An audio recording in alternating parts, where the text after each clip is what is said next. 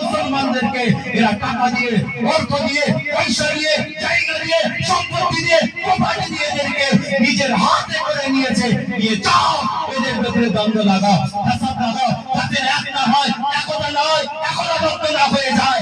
যদি এরা একটা ছাতার তলায় আসে, এরা আবার বদর তৈরি করবে, খান্দাক তৈরি করবে, ওহদ তৈরি করবে, কাসওয়া তৈরি করবে, তাবুক তৈরি করবে, কারবালা তৈরি করবে।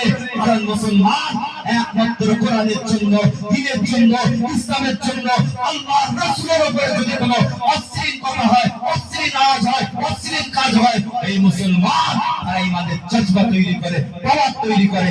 এদেরকে মিটাবার জন্য এদের ভেতরে মুনাফিক ঢোকাও।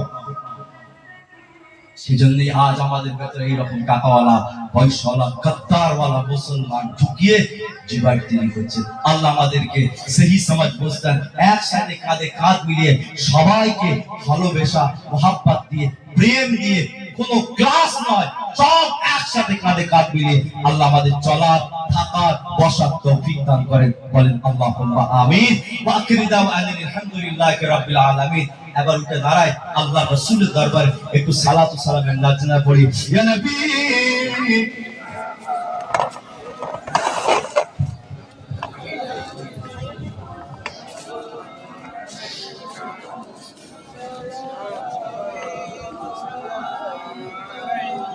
জুতো থাকলে অবশ্যই জুতোটা খুলবে, এটা আদাবের ব্যাপার, অবশ্যই একটু জুতোটা খুলে নেবে।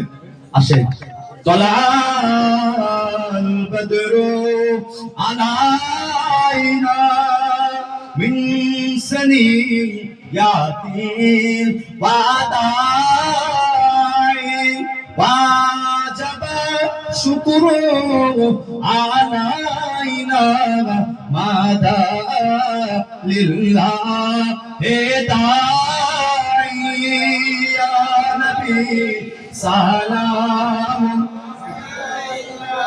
ইয়া রাসূল সালাম ইয়া হাবিব সালাম আলাইকা সালাওয়াত तुमको रफ़अत मुबारक,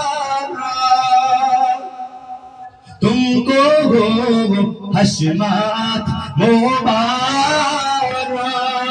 तुमको अज़मत मुबारक, तुमको उम्मत मुबारक।